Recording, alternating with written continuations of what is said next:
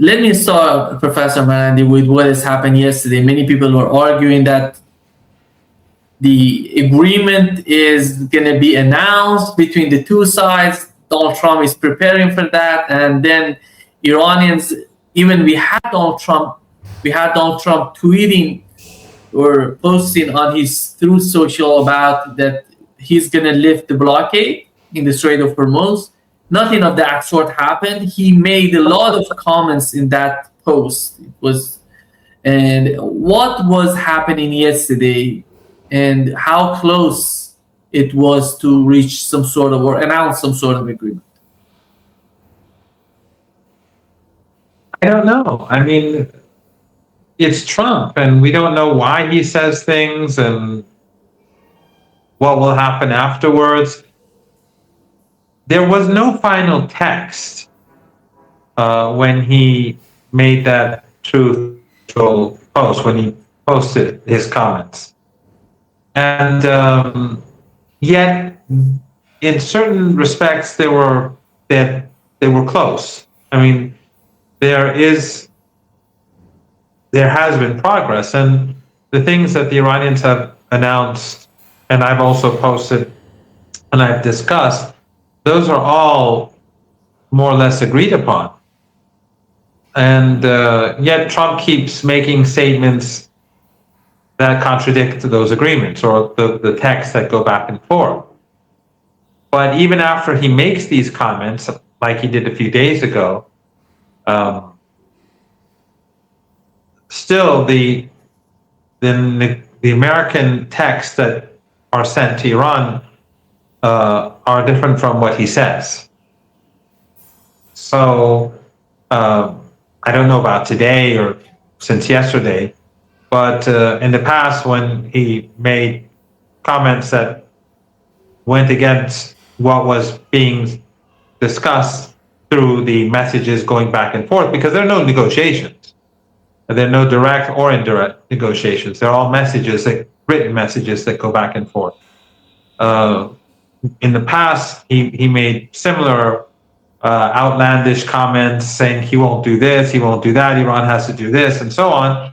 But that didn't change the way in which the U.S. negotiators were moving forward. So is this just for public consumption, or will he later on wreck the progress that's been made? Who knows? It's Donald Trump. Anything that I say is just speculation. I've spoken with many people. You've spoken with many people on your show. I've been on your show many times. So have others who are much more knowledgeable about the workings of U.S. government. And whenever we listen to different people, they all say the same thing. We don't know. No one knows what's going on in the head of Donald Trump. And many say Donald Trump doesn't know what's going on in his own head. So it's unclear. But the fact is that the two sides are not that far apart, or they weren't, at least till yesterday. I don't know about the last 24 or 48 hours. But the two sides are not that far apart, or weren't far apart. And the summary that I gave earlier about the Iranian assets that were confiscated or stolen, about the waiving of the energy sector sanctions for Iranian exports, about removing the siege, about a ceasefire and the halt and the genocidal attacks in Lebanon, and about ships moving freely through the Strait of Hormuz under Iranian authority. Iran did not negotiate anything about fees, and Iran is not going to give up authority over the Strait of Hormuz. That's a done deal. They shouldn't have attacked Iran. Iran had no ambitions to control the Strait of Hormuz before the war. I don't recall ever hearing it in the public sphere in Iran or in private conversations. But now it's very clear in the public sphere and private conversations that Iran is not going to relinquish it for security reasons, and because countries in the Persian Gulf did great harm to the Iranian people. So the things that we've discussed in the past, if I remember them all, I hope I haven't missed anything, but that's basically what the two sides are agreeing upon. And of course, Iran will give assurances. It will say that we're not going to develop nuclear weapons, which it's been saying for decades. And then the two sides will discuss sanctions and nuclear program and others as the 2 months we progress through the 2 months. That's basically what the two sides agreed upon. There are still differences. There's not a final text that the two sides agree upon. But in general, these ideas are what exists in the text. But we'll have to see. I think that after what he said and the way he said it, he cannot sign an agreement, at least for a while, because it would look foolish for him to say one thing today and then sign an agreement tomorrow. So who knows? But Nima, I've spoken to people here who are knowledgeable about the situation. The belief here is that even if the United States signs the deal, they're not going to implement the deal, and that we're going to reach most probably a dead end well before the end of the 2 months, and that war could start again. We're dealing with a dying empire whose leadership has lost its mind. And in their arrogance, they can't seem to, as they say, know how to back down when they should back down. They still think that they are the empire and that they have to defeat the other side, and it's just not going to happen. If the United States attacks Iran again, the results will be worse than last time around. I have no doubt about that. And in this siege warfare, they are harming the Iranian economy. There's absolutely no doubt about that. But the harm that they're doing to themselves and the global economy far outweighs what they're doing to Iran. The Iranians will be patient, they'll be resilient, they'll see this through. But the global economy, people across the world and in the United States, they'll be asking themselves, why are we paying this price for Netanyahu? Why are our lives being destroyed for these Zionists who are genocidal people killing children every day in Gaza and in Lebanon? So, this is a path to nowhere, the road to hell for the United States. But so far, Trump does not have the ability to change course. I imagine that he does want to change course because there has been a sense of urgency on the American side for negotiations. They want this deal done fast. But then when progress is made, Trump goes out and says these things. Obviously, the counter pressure from the Zionists or the neocons, they're one and the same, is enormous. And I think these statements that he makes are reflective of it. 2 points that were mentioned in that post. One of them is the Strait of Hormuz.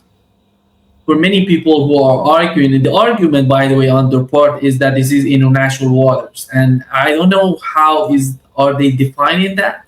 And what is the Iranian understanding? And what was the communication? How was the communication between the two sides to make them understand that this is not international waters? This is something related to Iran and Oman. It's not related to the United States to decide about it and the future of it. And it depends on the region, by the way. And how is that is there any sort of communication because Donald Trump was mentioning that no tolls, no fees, nothing.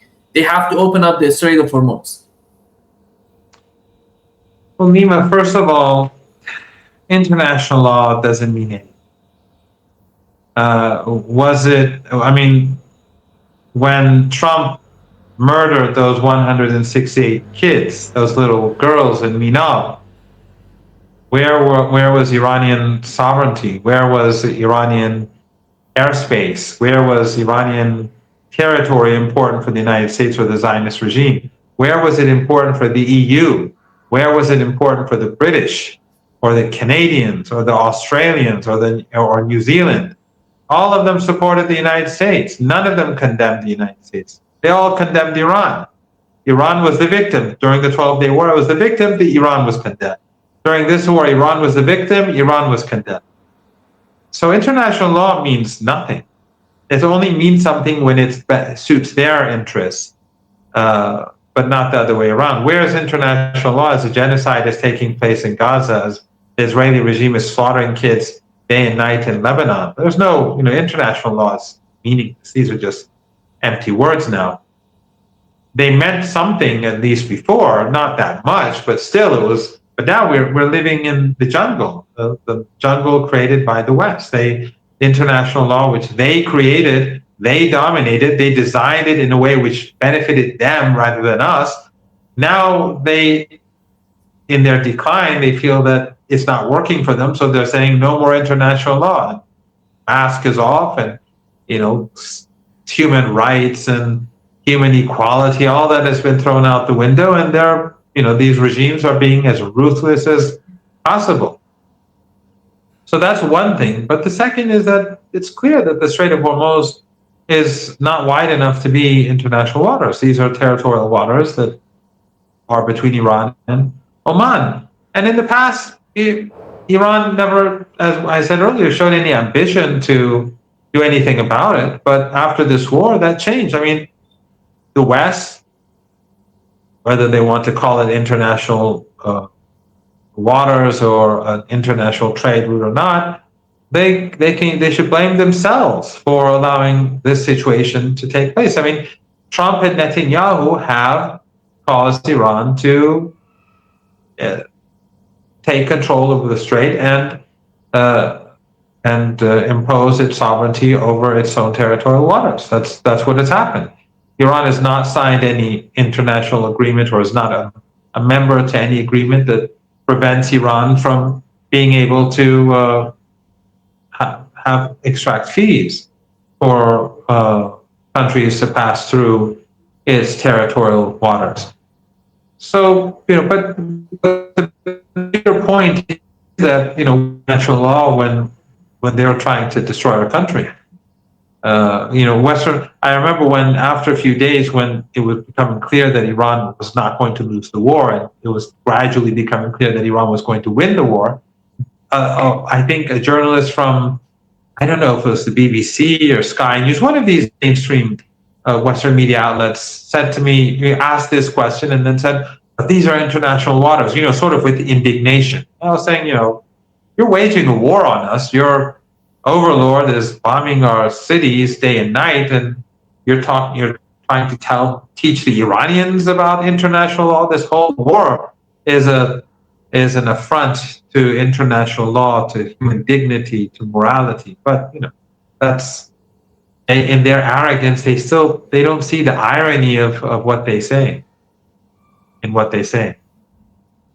The second point, which was mentioned by Donald Trump, is the so-called nuclear dust. He's talking about the enriched uranium in Iran.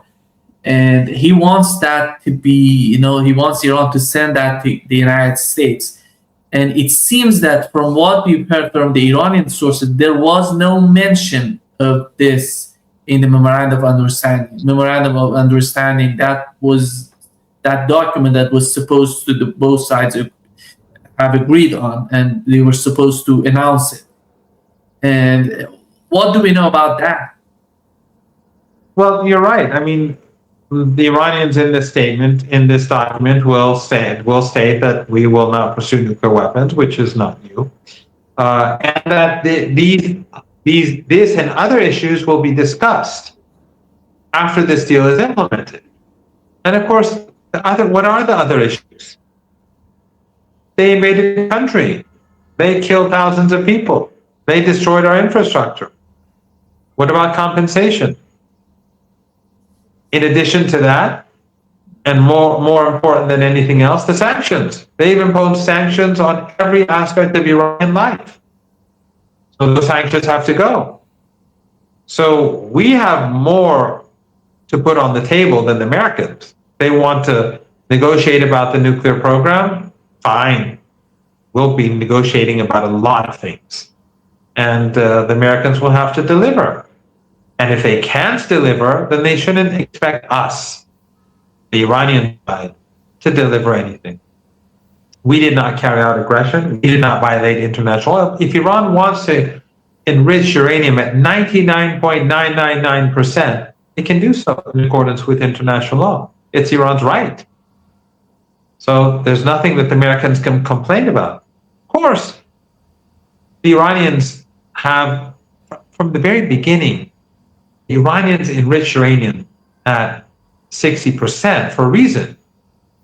And that is because the United States and Iran had signed a nuclear deal in 2015, and the Americans began violating the deal from day one under Obama.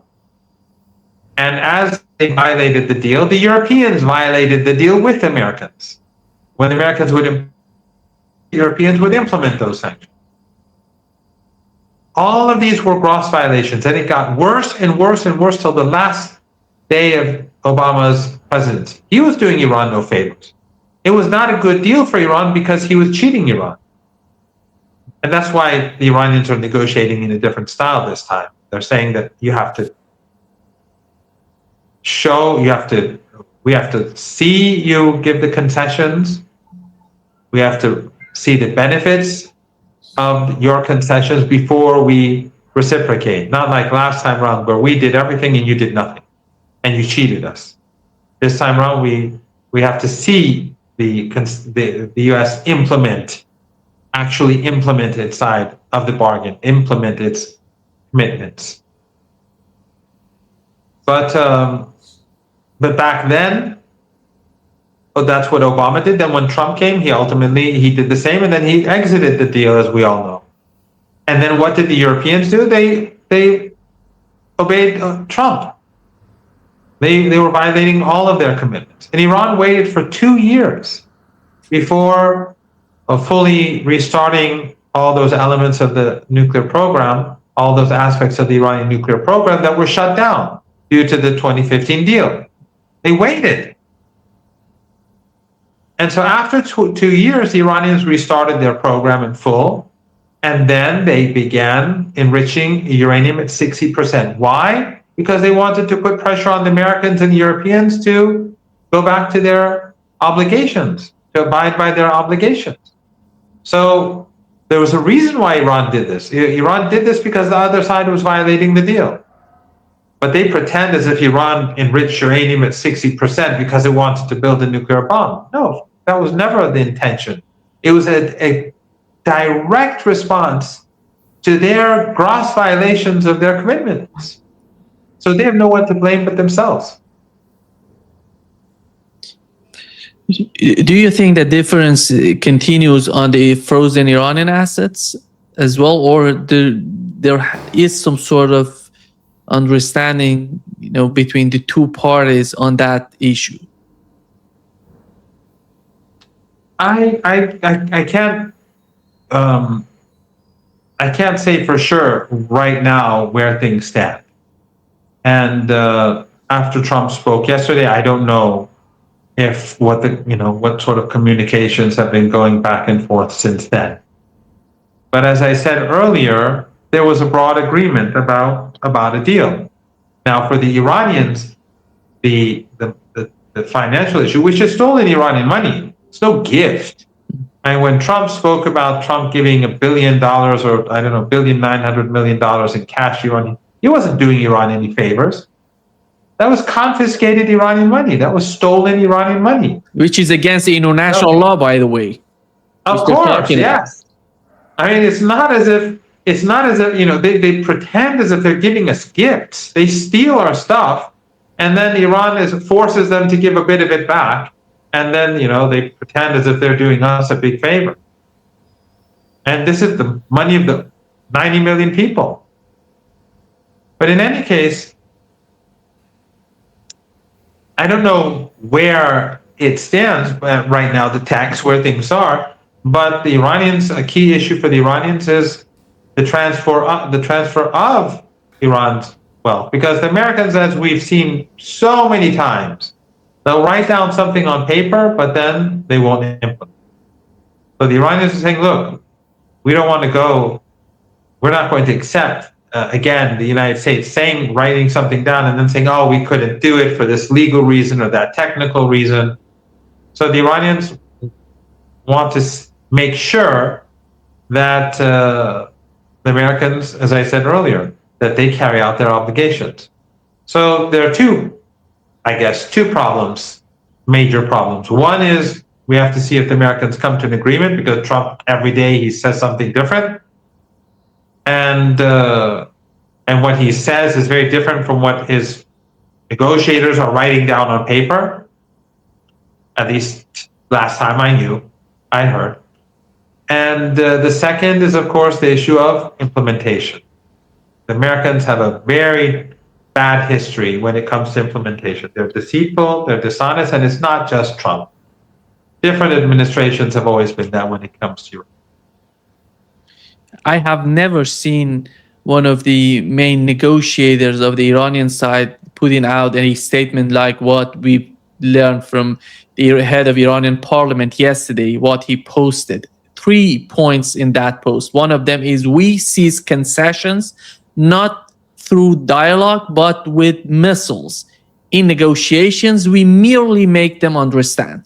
The second point, he said, we have no trust in guarantees or words. Only actions are the measure. No actions will be taken before the other side acts.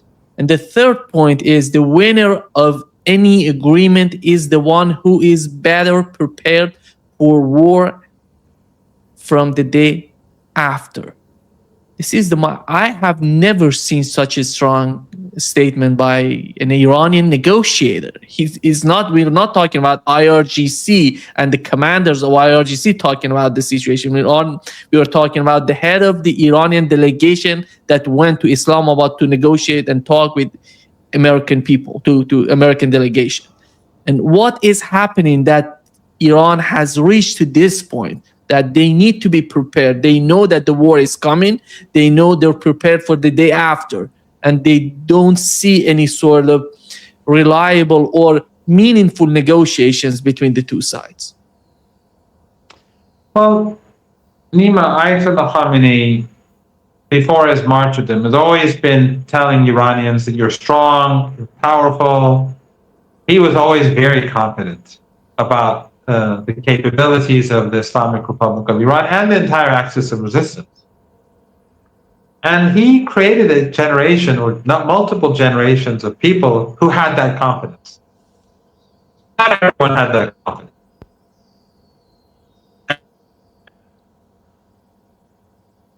Segment in society.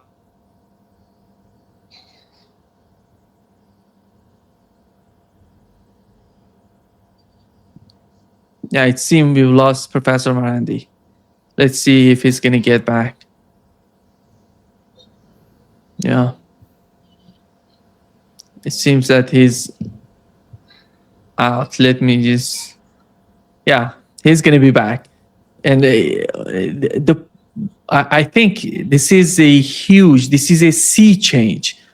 Whoever is familiar with Iranian domestic policy and what's going on in Iran, when you see something like that and some sort of statement like that, it's here is Professor Marandi coming back. Sorry, Nima. Yeah. This is Iran. The internet is back to normal, but it's still, the quality is not back to normal. Yeah. You were talking about the generation that former Iranian supreme leader has taught or has created. Yes, generations of people in Iran were taught by him to have confidence. And I'm just making up this number. But let's say half the country believed that we would win this war from the very beginning. Again, I'm just guessing. I don't know, but I would imagine something like that. I don't think it's a completely inaccurate number. And the other half of the country was nervous. But after a few days, those who were nervous became more confident. And they saw that we were actually defeating the superpower and its allies, with all the power and all the wealth and everything that they brought in, and funding from even these regimes in the Persian Gulf who were assisting them in this war, Iran was winning the war. And that self-confidence is, I think, reflected in today's society. People are not, they ask, is there going to be war, not war, but not like before. Before, there was like, many were worried. Now it's like, some say, well, we should have war. Not everyone says that, but some say, let's go, we should just finish them off. You see that a lot. But I think the government is doing the right thing to negotiate, to see if there's a solution. But there is a very, a strong degree of confidence. And what Dr. Ghalibaf says, and I think he was one of those who was confident from the very beginning, but it resonates. It says a lot about Iranian society. People say, yes, this is exactly how our negotiators should speak when dealing with Americans, not when dealing with friends. We have many friends across the world, but the Americans are not our friends. I mean, the Trump regime, the least, not ordinary Americans. They're not the problem. They're victims, just like everyone else. So yes, it's a tough statement, and I think it shows that the state and the different branches of government and the political establishment are sending a message to the United States that this is not the JCPOA, where you just wear us down, or where we're going to show excessive or too much patience or too much flexibility. I believe that in the nuclear deal, we did show too much flexibility. And in the past, because we did not want war, our response to their aggression, murdering General Soleimani, the bombing of our embassy in Syria, in Damascus, and so on. Our responses were more cautious because we didn't want regional instability. But now we've reached a point where we say, okay, enough is enough. We are powerful. People recognize the country's power, the power of the resistance, the axis of resistance, and it's reflected in the statement of the chief negotiator. That sense of confidence about our righteousness and about our strength and about us being on the right side of the moral issues of the day, supporting the oppressed against the oppressor. So I think it's an important statement, and it is a statement that is resonating in a very positive way among ordinary Iranians. I think the other issue is Lebanon, which is we're talking about it, and we know what is the Iranian position. And do you think, is there any sort of positive sign that the Iranian delegation or the Iranian part is seen in the Trump administration on the way they're talking about the conflict between the war between Israel and Lebanon, that they are willing to put pressure on Israel to end the war, or to, because we know what is going on in Lebanon. We know how Israel is attacking Lebanon. We know how capable and how important is the way Hezbollah is fighting back. Just, we had, the rockets from Hezbollah hitting the cities in the northern part of Israel, just penetrating Iron Dome. This is the reality of Hezbollah today. And what is the understanding of the Iranian part on the way that Donald Trump is, his position on Lebanon? Well, first I have to, I have to say that what Hezbollah is doing is extraordinary. Not only are they fighting in a very sophisticated way, but against all odds. You have these takfiri monsters in Syria who are proxies of the United States, and all those who pretended that they were the Syrian people, and they were proxies of the United States, and those who supported them enabled the United States to take Syria, and they weakened the Palestinian cause. And they can pretend that Hezbollah or Iran, what they did in Syria was wrong. No, what they did was absolutely right. It had nothing to do with religion or sectarianism. It had to do with fighting and resisting against the CIA and the empire. The CIA was doing everything it could for the Israeli regime and these people assisted the Israeli regime. And those who continue to pretend that it's anything different from that, they're still assisting the Israeli regime, even if they pretend that they support Palestine. Or maybe they do support Palestine, but in their blindness, and I mean willful blindness, they pretend that the reality is different from what it really is. So Hezbollah to the east is surrounded by Al Qaeda and ISIS, American proxies. The regime in Beirut, which was installed by the Americans, installed by force. The regime is a proxy of the United States. And then you have the Israeli regime. They're surrounded. And many in Lebanon are bought off. The dictatorships in the Persian Gulf, they're funding groups against the resistance. And of course, the Americans and the Europeans have all these NGOs. And so the resistance is fighting against this very complicated, complex situation within the context of this very complicated situation. And they're defeating the enemy. They're defeating the most brutal and ruthless enemy, too, on this planet. That in revenge, they take down apartment blocks and slaughter women and children. They don't care about women and children. We know who they are. We saw what they did in Gaza and what they're doing in Gaza. The genocide in Gaza is picking up steam again. But you won't know this if you watch CNN or the BBC or read The Guardian or read the New York Times or anything like that. So Hezbollah is the hero of the heroism of Hezbollah is unique. And that's why they're a household name. And they've made these sacrifices for the sake of the Palestinian people. The Palestinian people, during these years, they've been defending themselves. Hezbollah has been assisting other people and making sacrifices. They knew that the Israelis would bomb their families. They knew that they would slaughter their women and children in revenge. But they still fought in order to draw troops away from Gaza. These are a unique people. Unique people. People across the globe should have the utmost respect for the martyrs and for the families and for all those who made such sacrifices. The women, they have made enormous sacrifices to support the combatants. But that aside, there will be no deal until the slaughter ends and there's a regional ceasefire and an end to the war. There will be no deal. So we'll wait. If the Americans want to destroy the global economy, it's up to them. If Netanyahu and the Zionists are determined to destroy the global economy so that they can have the right to slaughter women and children, no, that's not going to happen. So there's an agreement on the table.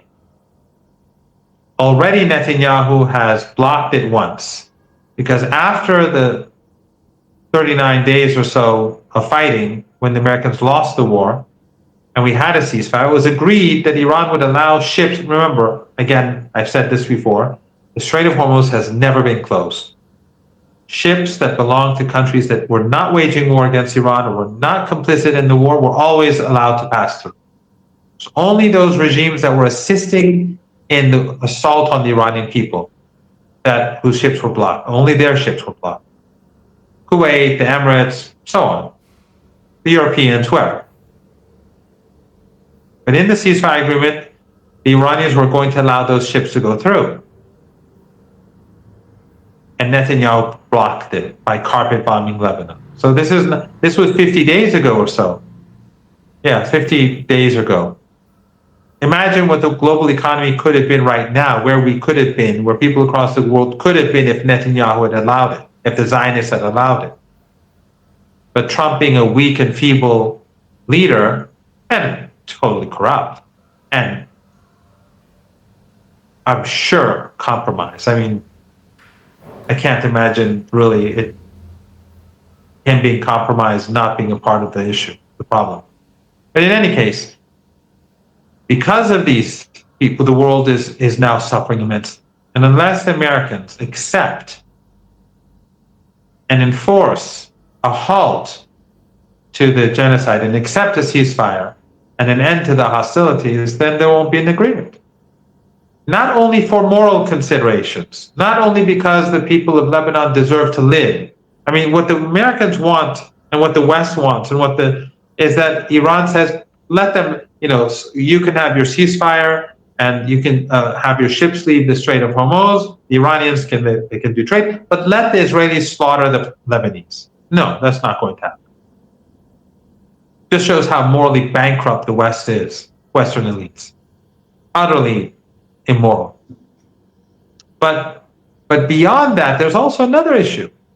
If Iran allows the other side to refrain from implementing its obligations in an agreement, in one case, they'll do it again and again and again.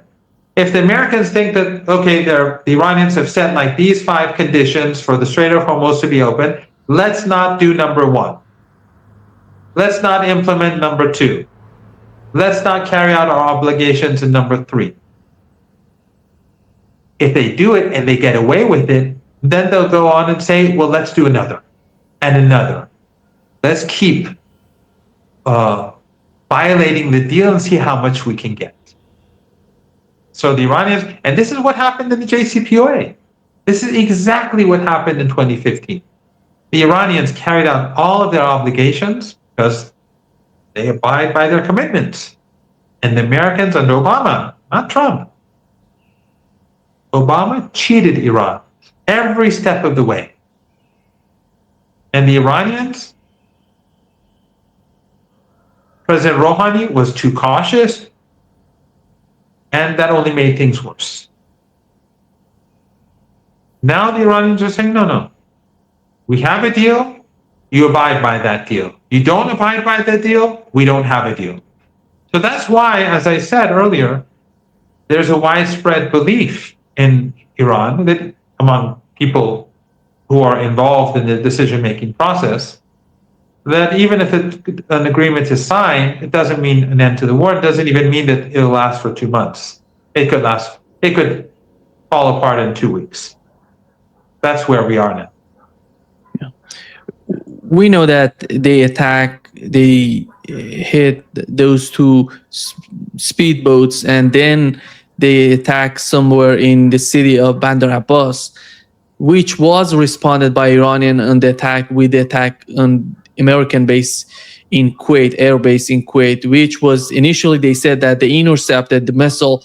Then later on, Bloomberg reported that there were 2 MQ-9 drones were destroyed with that attack, and 5 soldiers were injured by that attack, American soldiers.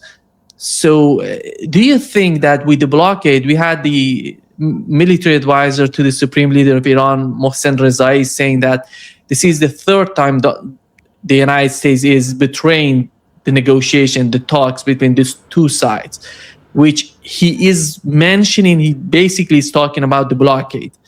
And do you see the blockade bringing some sort of escalation to the region? Because yesterday I was talking with one of our friends that that I said, this is part of the Iranian dignity. It's not anymore related to the Iranian economy. It's part of the Iranian dignity. That's why Iran would go against this sort of behavior, this blockade of the United States. What is your understanding of that?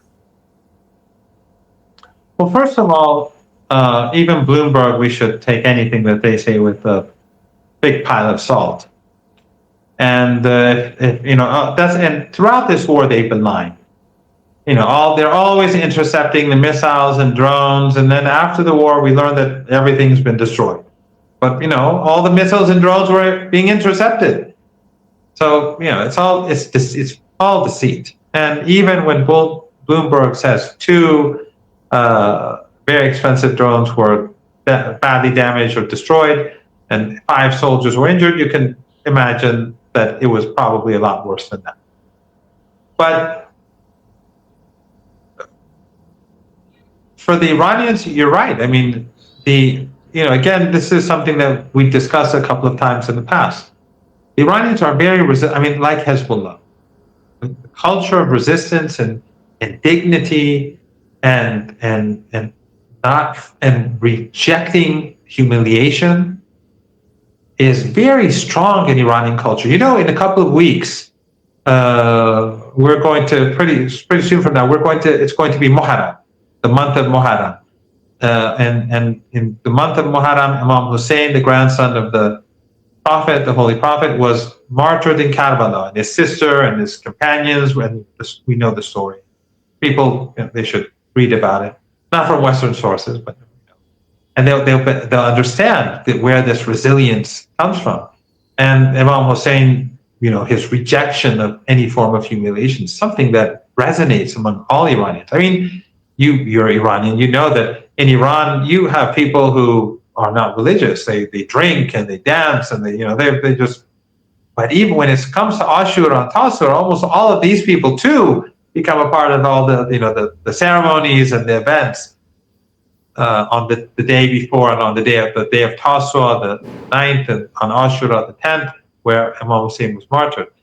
So this sense of resilience and this steadfastness and this idea of standing up to oppression and to support the oppressed and to reject being someone once said on a different show, a young man said to me, we should support Iran because they're oppressed. And I didn't say anything out of respect for the young man. But, Iran doesn't feel oppressed. Iran feels that, they're steadfast and defiant. Hezbollah is not oppressed. They don't feel oppressed. They feel steadfast and defiant. They're struggling and fighting oppression, not just on their own behalf, but on behalf of the Palestinian people and others. So this thousands of years of civilization combined with this, this sense of resilience and dignity is what defeated the United States. It is this self-confidence that made the young Iranians develop missiles and drones and devise a military doctrine that was able to defeat the superpower and its allies and its proxies. It is a combination of all of these together. I mean, these factors gave that self-confidence to Iranian generals, to young scientists, men and women, to enhance Iran's technological capabilities. And by the way, many female scientists are part of these programs to develop Iran's military and technological capabilities. So again, I think it goes back to a complete lack of understanding of Iran in the West and the axis of resistance. I mean, look at Hezbollah right now. It's just amazing how they can. It's not even like Hamas. At least they controlled Gaza. Hezbollah doesn't control Lebanon. The government of Lebanon is as treacherous as the Palestinian Authority in the West Bank, if not more so, much more so. And a portion of the population in Lebanon is allied to the Israeli regime. They're in bed with the Israeli regime. They assisted the Israeli regime in 1982 when they occupied Lebanon. The Israelis went in the Palestinian camp of Sabra and Shatila. They slaughtered 3,000 men, women, and children in literally like 24 hours with Israeli supervision. You have these people in them, but despite that, you see how resilient and steadfast the resistance is. This is a culture that, and I mentioned this on your show before. I think even last time. Alistair Crook's book, Resistance, is a good read. I think people should read it. I think people should buy it and read it and have others read it to better understand where this resistance and resilience comes. And of course, this is something that people across the world know very little about. But in reality, the most effective resistance against empire ever comes from here. And it's not without reason that the godfather of the neocons, Robert Kagan, says that this was the biggest U.S. defeat ever. First time the U.S. was defeated in war on the battlefield. I mean, they went and occupied Iraq, and thanks to General Soleimani and his companions, they failed in Afghanistan. Again, very much thanks to General Soleimani and his companions, they failed, because we have big disagreements with the Taliban about women, about education, about freedoms, and so on. But the U.S. occupation was a threat to everyone. And General Soleimani began cooperating with them, and they did evolve to a degree, the Taliban. They're not like what they were 20, although we have big differences. But they have evolved to a degree. But thanks to Iran, the Americans were forced. But this was different than Iraq and Afghanistan. Here they were defeated on the battlefield. And it wasn't just the United States that brought in everything it had. It was the Israeli regime, and it was all these rich Arab dictatorships that, with all their wealth, and then the European Union and everyone sanctioning Iran, condemning Iran. And they failed. Not through like years of occupation. They failed on the battlefield. So there's a lot that people have to learn about the axis of resistance. And the more they learn, the more their countries will be capable of being defended. They'll be more capable in defending their countries against them. Where are we with the air defense system, with the military-industrial complex of Iran today? Because if you listen to Pete Hegseth, he says that we've destroyed everything. They don't have the capability to produce missiles, drones. They may have some missiles and drones, but they're not capable anymore to produce more drones and more missiles. On the other hand, we've seen what is happening, for example, in Armenia.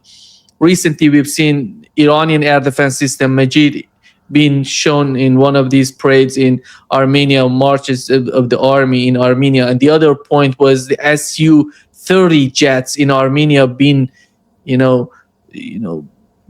we've seen if I'm not mistaken, the name of Iranian-made glide bombs on these Su-30s are Yasin and Balaban, something like that. They're using this, precision glide bombs on their Su-30 jets in Armenia. These are Iranian-produced bombs. So what is your understanding of the Iranian military, of the military-industrial complex of Iran today? Well, Iran has been selling to friendly countries that are not carrying out war against innocent people for years, but countries are cautious about showing it because of the United States, and they don't want to make them angry. So Iran actually, its weapons have been sold to many countries, and after this war, I'm sure it's going to increase a lot because Iranian weapon systems have been so effective. It's clear that U.S. weapon systems, despite their enormous costs, they're not what they claim to be. They're not nearly as effective. And if the United States was so confident about its capabilities, then Hegseth could have just continued the war. Remember, I'm sure, but we have to remember that at the beginning of the war, Trump was saying, lay down your arms, unconditional surrender. And by the end of the war, he had to accept the Iranian 10-point plan as a framework for negotiations. So if what Hegseth says is right, then why did they stop the fighting? And why don't they just force open the Strait of Hormuz? It's not obviously as simple as he claims. And Iran's capabilities, which are, those air defense systems what I can say is that those air defense systems that brought down those planes, they were Iranian. They were not imported from abroad. I can say that much to you. Yeah. And there is a foreign friend of Iran that has purchased them, which I don't want to name. I've been told this, but it's not a backward country with, I mean, militarily speaking. It's quite capable country. Yes, it's a very capable country when it comes to military production.